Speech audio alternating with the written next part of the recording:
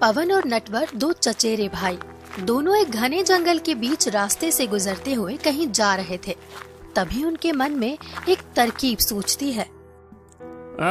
नटवर भाई, अगर हमें रामू सुनार से कुछ पूंजी उधार मिल जाए तो हम अपना कारोबार शुरू कर सकते हैं, क्या कहते हो? लेकिन पवन भाई, रामू सोनार इतनी आसानी से पैसे नहीं देगा।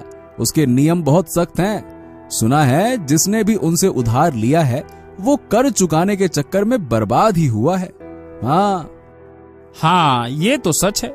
रामू सोनार इतना ज्यादा ब्याज लेता है कि आदमी उम्र भर चुका ही नहीं पाता। दोनों सोच में पड़ गए कि आखिर धन कैसे जुटाया जाए। तभी नटवर के दिमाग में एक नई योजना आई। पवन, क्यों ना हम रामू सोनार के बजाय जमींदार बलदेव ठाकुर के पास जाएं? सुना है वो सूद पर पैसे देते हैं और ब्याज भी रामू सोनार के मुकाबले कम लेते हैं, क्या कहते हो? हाँ, और वो समझदारी भी है। देखो नटवर, अगर हम उसे कोई बढ़िया योजना समझा दें तो शायद वो हमारे व्यापार में पैसे लगा दे, क्या कहते हो? हाँ, तुम सही कह रहे हो पवन। चलो हम लोग कल सुबह ही जमींदार बलदेव के पास चलते हैं, लेकिन उससे पहले हमें जल्दी से घर चलना चाहिए, वरना कुछ ही देर में रात होने वाली है। चलो।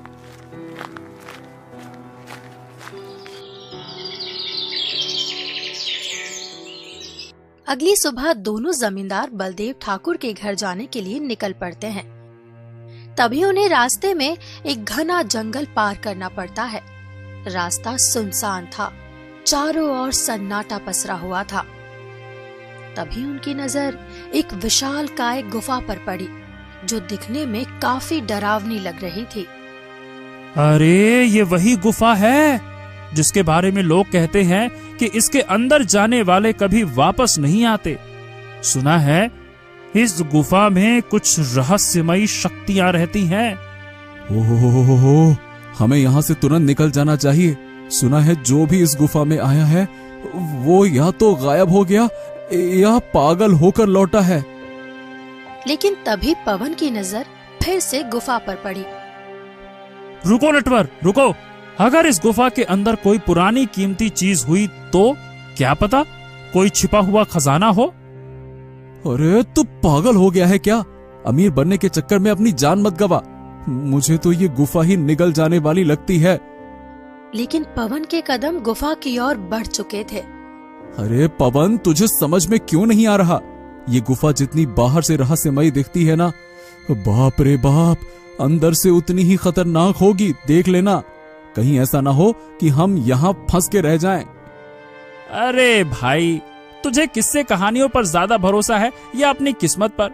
सोच, अगर इस गुफा में सच में कोई खजाना हुआ तो जमींदार बलदेव ठाकुर के आगे हाथ फैलाने की जरूरत ही नहीं पड़ेगी। हाँ। नटवर ने संदेह भरी निगाहों से गुफा की ओर देखा। अंदर घना अंधेरा था। और अगर अंदर सच में कोई रूहानी ताकत हुई तो? अरे, कोई भूत वूत नहीं होता है, ये सब गांव वालों की मनगढ़ंत कहानियां हैं। डर मत, अगर कुछ मिला तो आधा आधा बांट लेंगे, और क्या। इसके बाद दोनों ने एक धड़कते दिलों के साथ उस रहस्यमयी गुफा के अंदर कदम रखा। तभी उनकी नजर गुफा में बने एक काले घोड़े की मूर्ति की एक विशाल प्रतिमा पर पड़ी। घोड़े की आंखें खून जैसी लाल थी।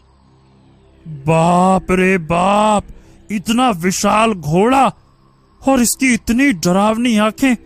बाप रे बाप, मैंने पहले कभी ऐसा कुछ नहीं देखा। ये कोई आम मूर्ति तो नहीं लग रही। जैसे ही दोनों भाइयों ने घोड़े की मूर्ति को छूने की कोशिश की, तभी उस रहस्यमयी काले घोड़े की मूर्ति से हंसने की आवाज आई।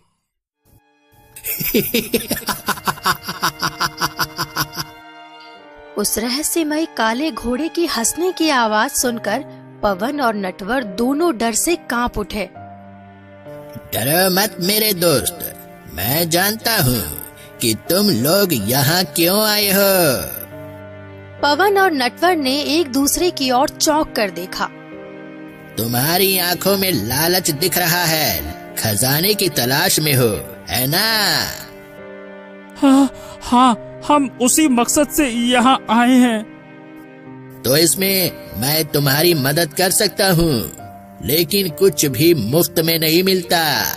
बदले में मुझे भी तुम्हारी मदद चाहिए। मदद?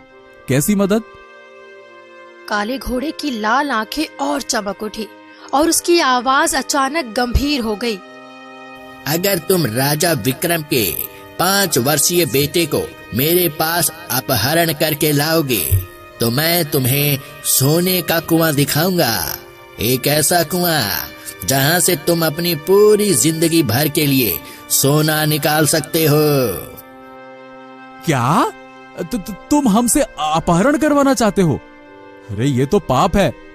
हम गरीब हैं, लेकिन इतने भी नहीं कि किसी को नुकसान पहुंचाएं। गरीब? गरीब वही होते हैं जो मौके का फायदा उठाना नहीं जानते। तुम्हें क्या लगता है राजा को तुम्हारी गरीबी की परवाह है? क्या उसने कभी तुम्हारी मदद की? पवन और नटवर एक दूसरे की ओर देखने लगे। उस रहस्यमय काले घोड़े की बातों में सच्चाई थी। राजा ने कभी उनके गांव के गरीब लोगों की परवाह नहीं की थी। उनका परिवार दिन रात मेहनत करता था, फिर भी भूखा सोना पड़ता था। लेकिन किसी को उठाना ये तो बहुत बड़ा अपराध है। अपहरण पाप पुण्य, यह तुम्हारे लिए रोटी लाकर नहीं देंगे। अगर तुम ये करोगे तो तुम दोनों इस गरीबी से हमेशा के लिए बाहर आ जाओगे। अपने बच्चों को अच्छी जिंदगी दे पाओगे। क्या तुम हमेशा यूं ही गरीबी में सड़ते रहना चाहते हो? कुछ देर तक गहरी चुप्पी छाई रही। फिर पवन ने लंबी सांस ली और कहा, हाँ, ठीक है, हम तुम्हारा काम करेंगे। इसके बाद नटवर और पवन घर के लिए निकल पड़े। रात का सन्नाटा पूरे गांव पर छाया हुआ था। पवन और नटवर अपने घर पहुंच चुके थे, लेकिन उनके दिलों में एक अजीब सी उथल पुथल मची थी। राजा के बेटे का अपहरण करना ये एक ऐसा फैसला था जो उनकी पूरी जिंदगी बदल सकता था। या तो उन्हें अमीर बना सकता था या फिर मौत के घाट उतार सकता था। तुम दोनों की शक्ल क्यों उतरी हुई लग रही है? क्या हुआ? कहीं कुछ गलत तो नहीं कर बैठे? हमने एक बहुत बड़ा फैसला लिया है और तुम्हें भी उसके बारे में पता होना चाहिए। हाँ, हम राजा के बेटे का अपहरण करने वाले हैं। जैसे ही ये शब्द निकले, कमरे में घोर सन्नाटा छा गया। क्या तुम दोनों पागल हो गए हो? ये कितना बड़ा पाप है, तुम्हें अंदाजा भी है? अगर राजा को पता चला तो तुम दोनों को बिना सुनवाई के फांसी पर चढ़ा देगा। तो क्या करें? यूं ही भूखे मरते रहें? देखो रमा, मैंने और नटवर ने बहुत मेहनत की, बहुत संघर्ष किया, लेकिन हमें कुछ भी नहीं मिला। राजा को हमारी तकलीफों से कोई फर्क नहीं पड़ता। अगर हम राजा के बेटे को उस रहस्यमयी काले घोड़े के पास ले जाते हैं तो हमें सोने का कुआं मिलेगा ना। ये सोचो, और ये सोचो कि हमारी जिंदगी बदल जाएगी। लेकिन इसके लिए किसी का अपहरण ये सरासर गलत है। जो भी बड़ा काम होता है उसमें जोखिम तो होता है। अगर डरते रहे तो हमेशा के लिए गरीब ही बने रहेंगे। लेकिन अगर तुम पकड़े गए तो? हाँ, अगर हम पकड़े गए तो हमारा अंत निश्चित है, लेकिन अगर सफल हो गए तो हमारी आने वाली 7 पीढ़ियां तकलीफ नहीं देखेंगी। ये भी तो सोचो। आखिरकार दोनों भाइयों ने तय किया कि वे किसी भी कीमत पर सोने का कुआं हासिल करेंगे। अगली सुबह दोनों भाई महल के बाहर एक मीठे बताशे बेचने वाले व्यापारी के रूप में खड़े होते हैं। आओ बच्चों, मीठे बताशे खाओ, शहद में डूबे हुए, एकदम खास, राजमहल के शहजादे के लिए बनाए हैं। कुछ ही देर में महल के बगीचे में घूम रहे 5 वर्षीय राजकुमार अर्जुन का ध्यान उनकी ओर चला गया। तभी राजकुमार वहां जाता है। वाह, बतासे मुझे बहुत पसंद है। तो फिर लीजिए राजकुमारी जी, खास आपके लिए शहद में बने बताशे। एक बार खाओगे हमेशा याद करोगे। राजकुमार ने खुशी खुशी बताशा अपने छोटे छोटे हाथों से उठाया और खाने लगा। जैसे ही राजकुमार ने बताशे चबाए, वैसे ही वो बेहोश होकर जमीन पर गिर पड़ा। तभी जल्दी से पवन और नटवर ने राजकुमार को अपनी बाहों में संभाल लिया और उस रहस्यमयी गुफा की ओर चल दिए। कुछ देर बाद वो दोनों राजकुमार अर्जुन को लेकर खंडहर वाली गुफा में पहुंच जाते हैं। मुझे तुम पर पूरा यकीन था कि तुम दोनों मेरा काम जरूर करोगे। हमने तुम्हारा काम कर दिया, अब हमें हमारा इनाम दो, हमें सोने का कुआं दिखाओ। काला घोड़ा ठहर कर मुस्कुराया। फिर उसने अपनी रहस्यमय शक्तियों से एक नीलम का टुकड़ा निकाला जो चांदनी में हल्का पीला चमक रहा था। यह कोई साधारण नीलम नहीं है। जब तुम इसे अपने हाथ में पकड़ोगे तो यह तुम्हें सही रास्ता दिखाएगा। पवन और नटवर ने जल्दी से नीलम का टुकड़ा लिया और रहस्यमय काले घोड़े को छोड़कर आगे बढ़े। जैसे ही उन्होंने नीलम को हाथ में लिया, उसके अंदर से हल्की रोशनी निकलने लगी और जमीन पर एक चमकदार रास्ता बनने लगा और वे उसी दिशा में बढ़ते गए। कुछ ही देर में वे एक विशाल रहस्यमय कुएं के पास पहुंच गए। अरे वाह, ये तो सच में सोने का कुआं है। हाँ, हाँ, अरे भाई, हम अमीर बन गए नटवर, अमीर बन गए। अब हमारी गरीबी हमेशा के लिए खत्म हो गई। दोनों ने जल्दी जल्दी अपनी झोलियों में जितना हो सकता था सोना भर लिया और घर के लिए चल पड़े।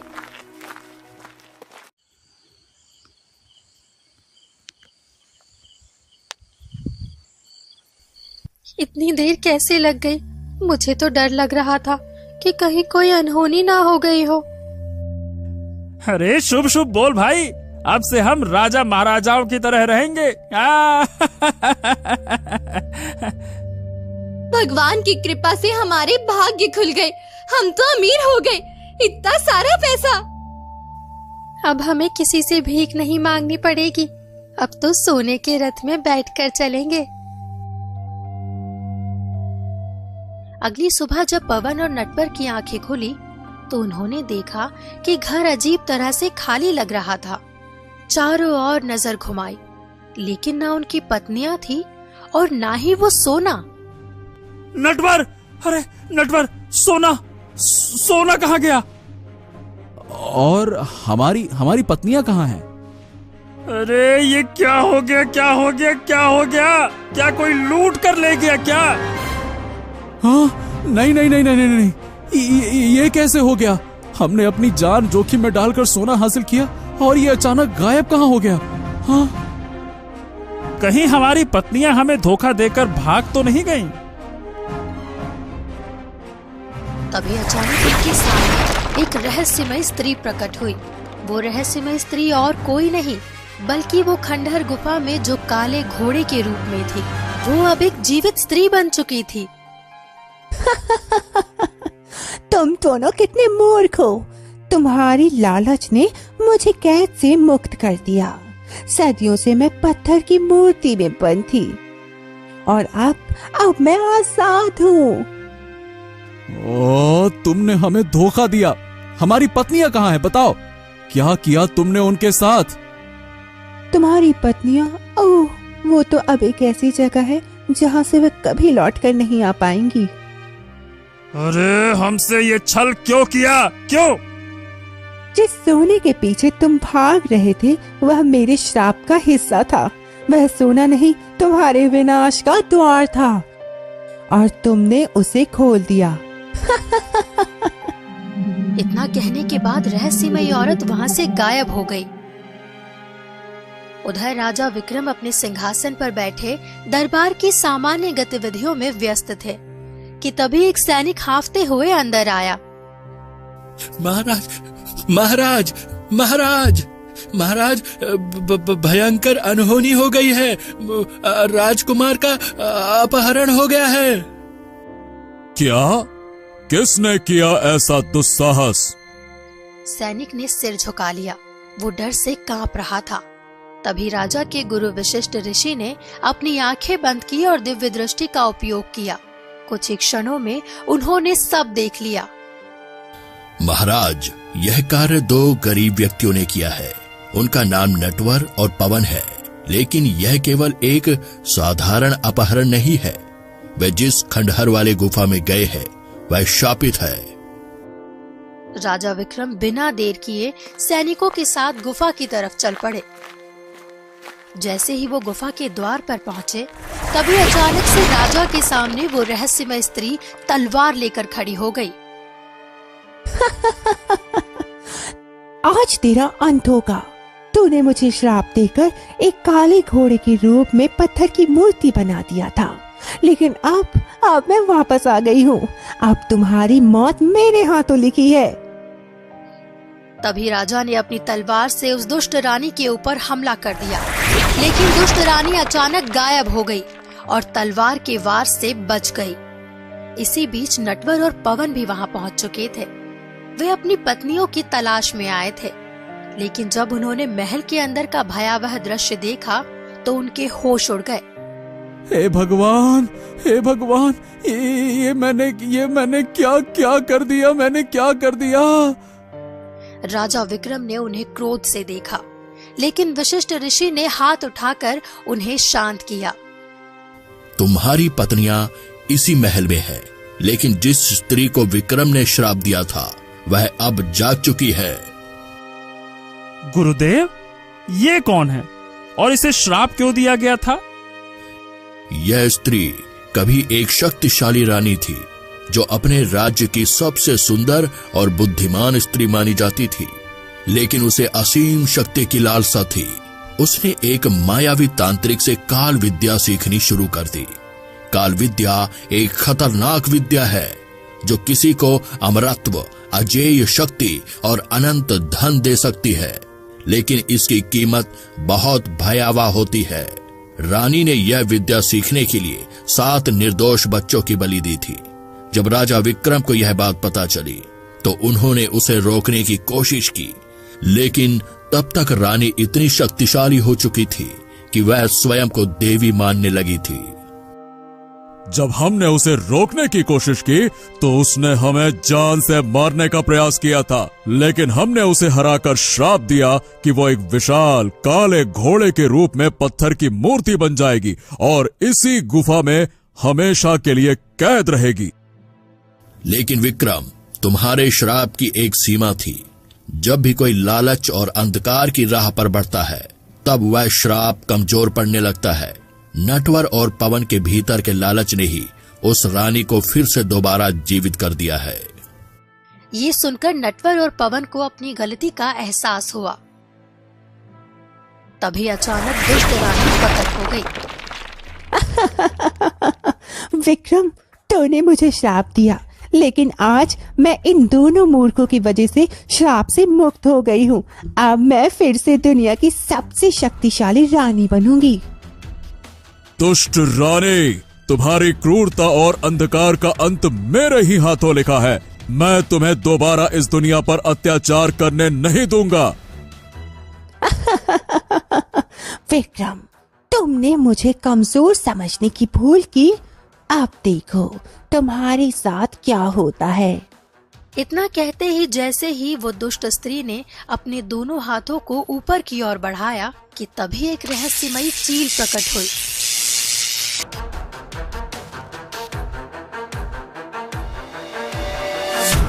ओ, ये कैसे हो सकता है? मैं इसे मार क्यों नहीं पा रहा हूँ?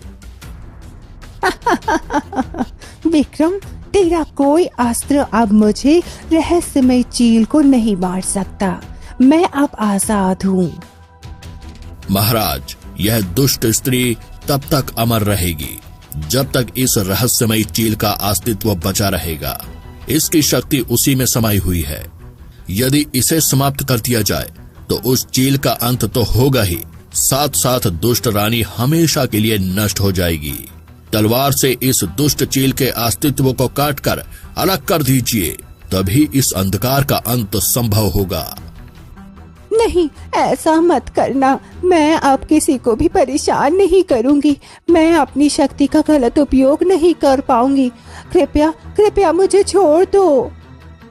लेकिन राजा विक्रम दुष्ट रानी की एक भी बात नहीं सुनते और तलवार से उस दुष्ट चील का सिर धड़ से अलग कर देते हैं और फिर उस चील और उस दुष्ट रानी का अंत हो जाता है। तभी महल की दीवारों से एक रहस्यमयी रोशनी निकली, जिसमें से राजकुमार और नटवर पवन की पत्नियां आजाद हो जाती है। नटवर और पवन ने राजा से अपने द्वारा की गई गलतियों की क्षमा मांगी।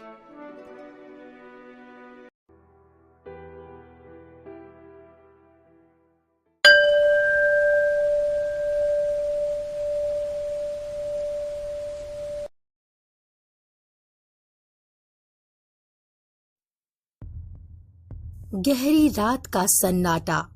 बाहर चांदनी बिखरी थी, लेकिन अंदर एक बड़े आलीशान घर के भीतर चीख पुकार मची थी। सोनार के क्रोध से पूरा घर कांप रहा था। सोनार गुस्से से चिल्लाते हुए मेज पर जोर से मुक्का मारता है। अरे कमला, तूने फिर से मेरे साथ धोखा किया। मैंने तुझसे साफ साफ कह दिया था कि मुझे सिर्फ और सिर्फ बेटा चाहिए, बेटा बेटा बेटा। कमला, जो बिस्तर पर कमजोर पड़ी थी, अपनी गोद में नवजात जुड़वा बच्चियों को देख रही थी। उसकी आंखों में आंसू थे, लेकिन उनमें ममता भी थी। वो कांपती हुई आवाज में बोली, जी, ये तो भगवान की देन है। मैं इसे कुछ नहीं कर सकती। हमारी बच्चियां कितनी मासूम हैं, इन्हें देखो तो सही। सोनार की आंखों में सिर्फ नफरत थी। उसने गुस्से में पास रखी कीमती सोने की मूर्ति उठाई और उसे जमीन पर पटक दिया। धड़ाम आवाज पूरे घर में गूंज उठी। अरे क्या भगवान की देन! धिक्कार है ऐसी देन पर। अरे मुझे अपने खानदान को आगे बढ़ाने वाला बेटा चाहिए, ये दो लड़कियां फड़कियां नहीं। हाँ। कमला सहम गई। वो जानती थी कि उसका पति लालची है, क्रूर है, लेकिन वो अपनी ही संतानों से इतनी नफरत करेगा, ये उसने सोचा भी नहीं था। कमला के हाथ कांप रहे थे। अरे तू जानती है कमला, मेरे पास एक रास्ता है, एक ऐसा रास्ता जिससे मुझे इस बोझ से मुक्ति मिल सकती है। हाँ। कमला का दिल जोर से धड़क उठा। उसे अपने पति की नीयत पर शक हुआ। उसकी सांसें तेज हो गई। वो कांपती आवाज में बोली, तुम क्या कर रहे हो? मेरी बच्चियों को कुछ मत करना, मैं तुम्हारे पैर पड़ती हूँ। सोनार के चेहरे पर एक ठंडी मुस्कान आई, लेकिन उसके शब्दों में जहरीली साजिश थी। कमला, इनका होना ही मेरे लिए बोझ है, इन्हें खत्म कर देना ही सही होगा। कमला की आंखें फटी की फटी रह गई। उसे एहसास हो गया कि उसके मासूम बच्चों पर खतरा मंडरा रहा है। उसकी ममता जाग उठी। उसे हर हाल में अपनी बेटियों को बचाना था, चाहे इसके लिए उसे अपनी जान ही क्यों ना देनी पड़े। नहीं नहीं, ये मासूम है, इनका क्या कसूर है? तुम इन पर रहम करो, मैं तुम्हारे पैर पड़ती हूँ, इन्हें छोड़ दो। कमला अपने नन्ही बच्चियों को अपनी छाती से कसकर चिपका लेती है, जैसे उनकी ढाल बन गई हो। लेकिन सोनार की आंखों में दया नाम की कोई चीज नहीं थी। उसका चेहरा कठोर हो गया। अचानक उसने झपट्टा मारा और कमला की गोद से दोनों बच्चियों को जबरदस्ती खींच लिया। नहीं, भगवान के लिए ऐसा मत करो, ये तुम्हारी ही औलाद है। सोनार ने कमला की एक ना सुनी। कमला की आंखों के सामने उसकी दुनिया उजड़ रही थी। सोनार ने दोनों नवजातों को अपनी मजबूत पकड़ में जकड़ लिया। मासूम बच्चियां रो रही थी, लेकिन सोनार के कानों पर जूं तक नहीं रेंगी।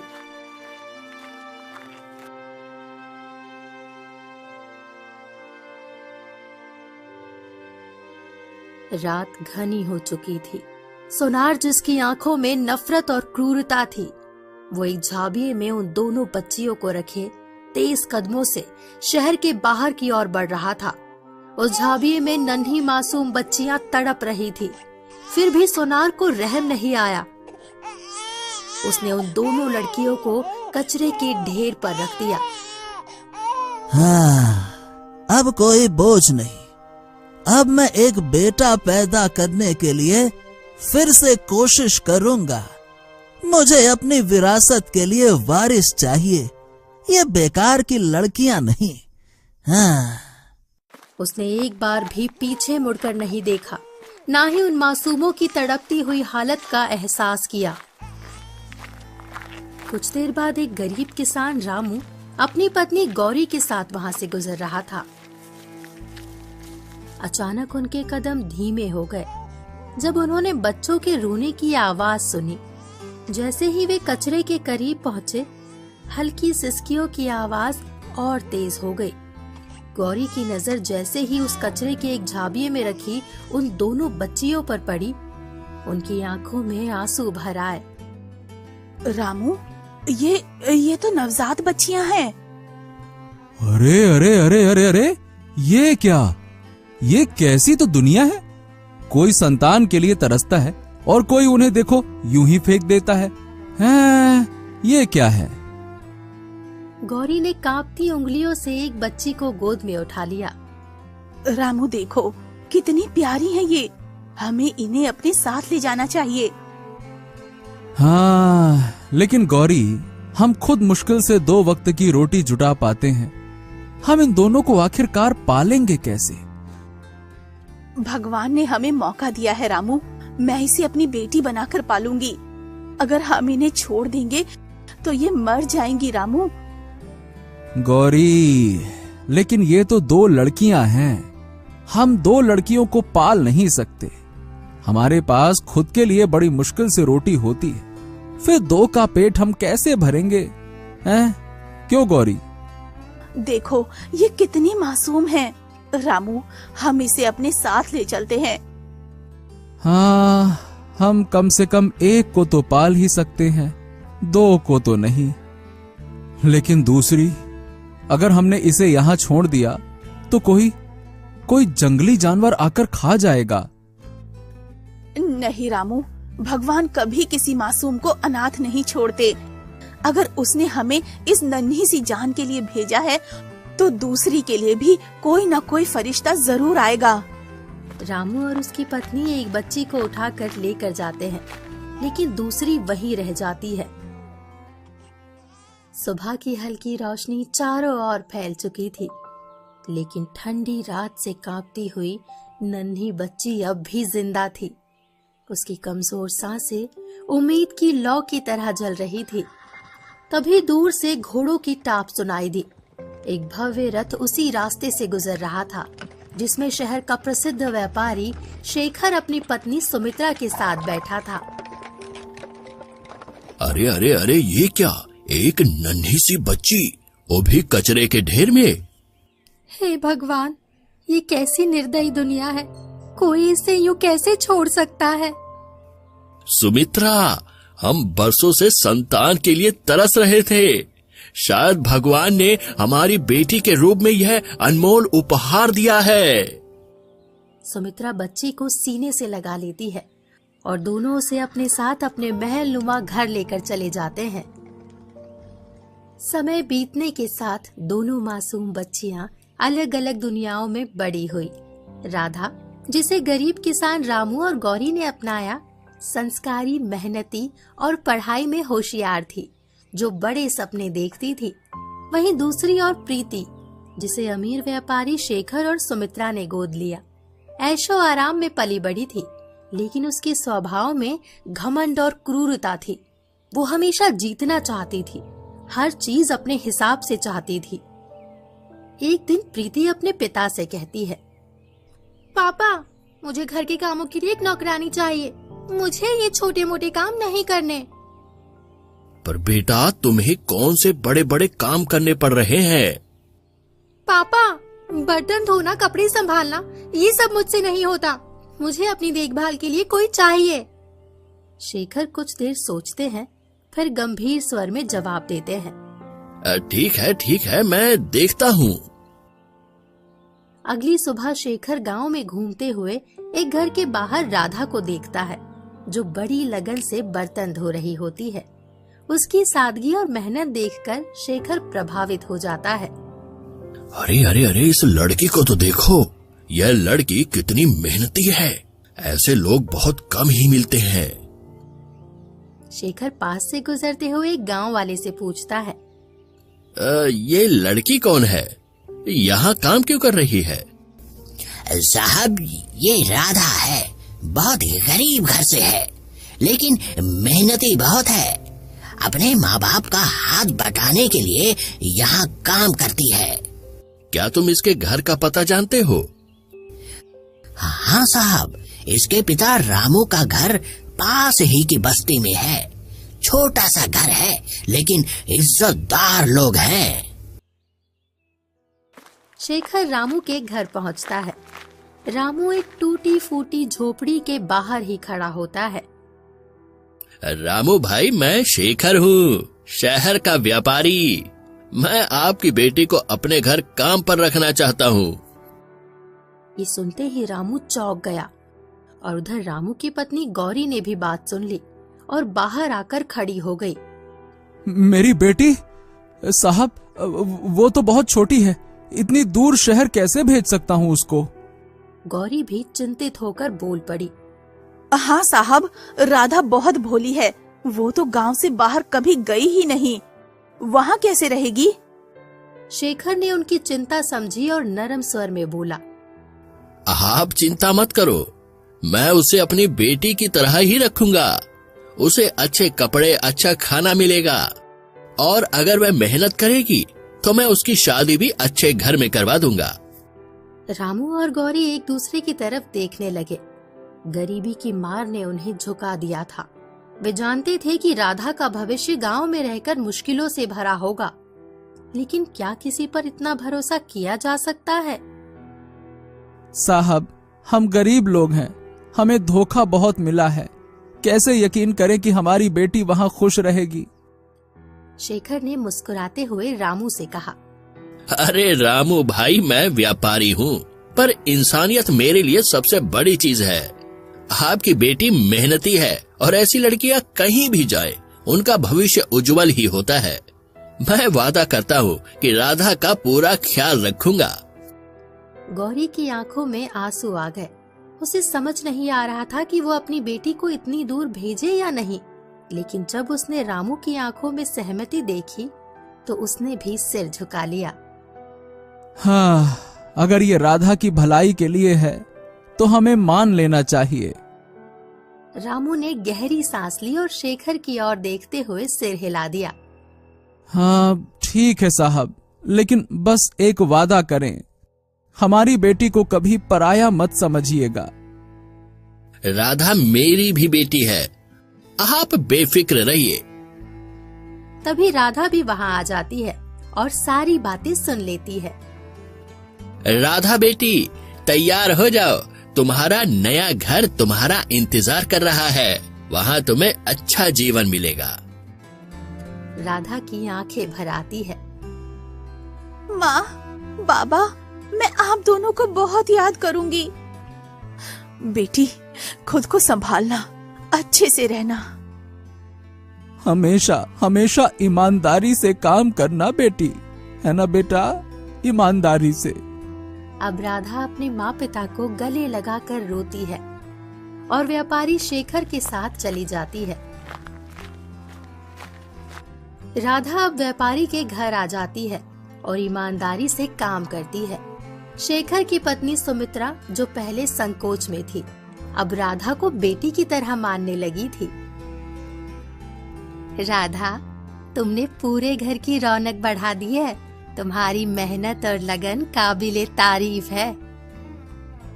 ये सब आपका आशीर्वाद है माँ जी। मुझे जो काम दिया जाता है मैं उसे पूरी ईमानदारी से करना चाहती हूँ। इसी बीच प्रीति वहाँ पहुँचती है और अपनी माँ को राधा की तारीफ करते हुए सुनती है। उसके चेहरे का रंग बदल जाता है और उसका खून खौल उठता है। बेटा देखो, राधा से कुछ सीखो। घर का काम करना कोई छोटी बात नहीं होती। कल को तुम्हारी शादी हो जाएगी, तब क्या करोगी?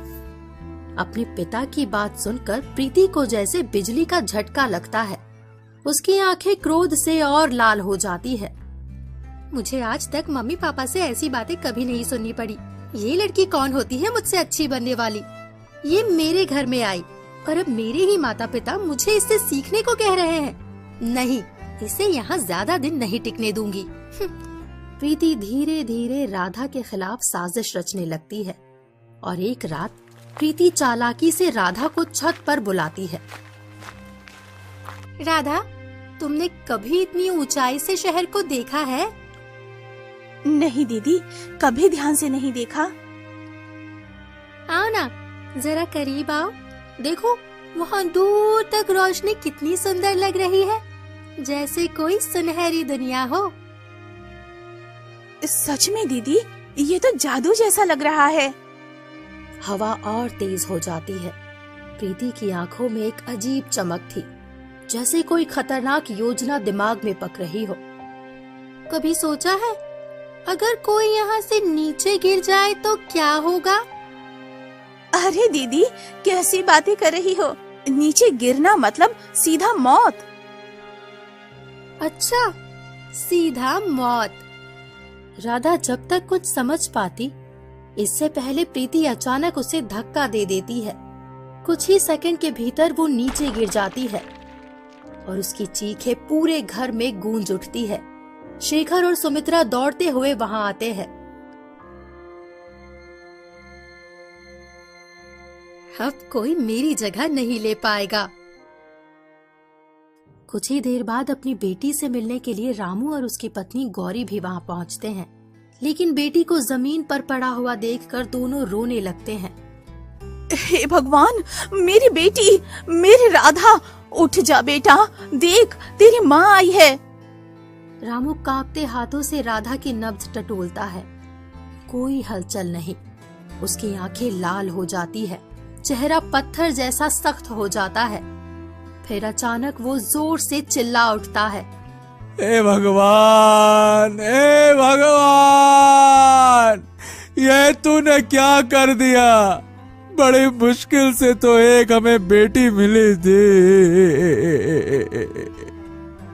ये बात सुनकर शेखर चौंक जाता है। उसकी आंखों में एक अजीब सी बेचैनी दौड़ जाती है। वो धीरे धीरे रामू के पास आता है। तुमने क्या कहा रामू भाई? बड़ी मुश्किल से मिली थी मतलब? रामू की आंखों से आंसू बह रहे थे, लेकिन उसकी आवाज में गहरा दर्द था। वो कांपते हुए बोलता है, हाँ मालिक, बरसों पहले जब मैं और मेरी पत्नी घर लौट रहे थे तो एक सुनसान जगह में कचरे के ढेर से 2 नवजात बच्ची की रोने की आवाज सुनी थी। जब देखा तो 2 छोटी सी जान ठंड से कांप रही थी। मैंने उसमें से एक लड़की को उठा लिया और अपने घर ले गया। शेखर का दिमाग झंझना उठता है। उसकी सांसें तेज हो जाती है। उसकी आंखों में बीते दिनों की यादें दौड़ने लगती है। नहीं नहीं नहीं, ये कैसे हो सकता है? उस दिन मैं भी उसी रास्ते से गुजरा था और मैंने भी एक बच्ची को देखा था। भीड़ में खामोशी छा जाती है। हर कोई शेखर की ओर देखने लगता है। गौरी और रामू भी अपनी रोती हुई आंखों से उसकी ओर देखते हैं।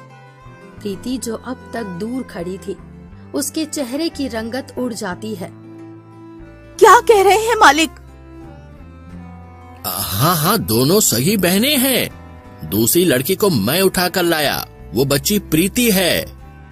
पूरा माहौल सन्नाटे में डूब जाता है। प्रीति के हाथ कांपने लगते हैं। वो कांपते कदमों से आगे बढ़ती है और राधा के शव के पास बैठ जाती है। उसकी आंखें अब तक की गई अपनी गलती को महसूस कर रही थी। मैंने अपनी ही बहन को मार दिया। हे भगवान, मैंने ये क्या कर दिया? शेखर की आंखों में गुस्सा और दर्द दोनों झलक रहे थे। उसकी बेटी ऐसी घिनौनी हरकत करेगी, उसने कभी सपने में भी नहीं सोचा था। तूने मेरी उम्मीदों को तोड़ा है प्रीति। मैं तुझे हमेशा सही गलत का पाठ पढ़ाता रहा और तूने अपनी ही बहन को मार डाला। क्या मैंने तुझे यही सिखाया था? प्रीति का सिर शर्म से झुक गया, उसके हाथ कांपने लगे थे। पापा, मुझे माफ कर दो, मुझसे बहुत बड़ी गलती हो गई। मैंने अपनी ही बहन को मार डाला। मैंने अपनी ही सगी बहन को। हे भगवान, मैंने ये क्या कर दिया? क्या मैंने तुझे यही सिखाया था? तू इतनी खुदगर्ज कैसे हो गई? प्रीति ने कांपते हुए सिर उठाया, चेहरा डर और पछतावे से भरा हुआ था। पापा, मुझे नहीं पता था कि वो मेरी सगी बहन है। तो क्या अगर वो तेरी सगी बहन नहीं होती तब भी तू उसे मार देती? क्या किसी की जान की कोई कीमत नहीं है? आज तुझे पछतावा हो रहा है क्योंकि सच्चाई सामने आ गई। लेकिन सोच, अगर तुझे पता न चलता कि राधा तेरी बहन थी तब भी क्या तेरा दिल इतना ही पिघलता? क्या तू ऐसे ही किसी और की जान लेने से पहले दोबारा सोचेगी? उसके बाद प्रीति को जेल में बंद कर दिया जाता है। अगले दिन सुबह ये खबर पूरे शहर में आग की तरह फैल चुकी थी। अखबारों में बड़े बड़े अक्षरों में छपा था। ये खबर सोनार के हाथों तक पहुंच गई। उसकी आंखें छलक गई और वो अपने सिर को पकड़कर जमीन पर बैठ गया और जोर जोर से रोने लगा। हे भगवान, ये मैंने क्या कर दिया? अगर मैंने अपनी बेटियों को कचरे में नहीं फेंका होता तो आज ये दिन नहीं देखना पड़ता। मेरी ही गलती की सजा है। आज मेरी बेटियां भुगत रही है। अगर मैं उस रात अपनी पत्नी की बात मान जाता तो आज मेरी दोनों बेटियां जिंदा होती। कमला, उसकी पत्नी, दरवाजे पर खड़ी ये सब सुन रही होती है। उसकी आंखें लाल थी, दर्द से भरी हुई। वो आगे बढ़ती है और सोनार के सामने खड़ी हो जाती है। मैंने कहा था ना, बेटी और बेटे में कोई फर्क नहीं होता, लेकिन तुमने नहीं सुना और देखो, तुम्हारी एक गलती ने हमारी दोनों बेटियों की जिंदगी तबाह कर दी। सोनार सिर झुका लेता है। शब्द उसके गले में अटक जाते हैं। उसकी आंखों में अफसोस, गलती और शर्मिंदगी तैर रही थी। वो चाहता था कि समय वापस लौट आए, लेकिन अब कुछ नहीं बदला जा सकता था। कमला फूट फूट कर रोने लगती है। सोनार भी खुद को रोक नहीं पाता। वहीं दूर जेल के अंधेरे कमरे में प्रीति अपनी किस्मत को कोस रही थी।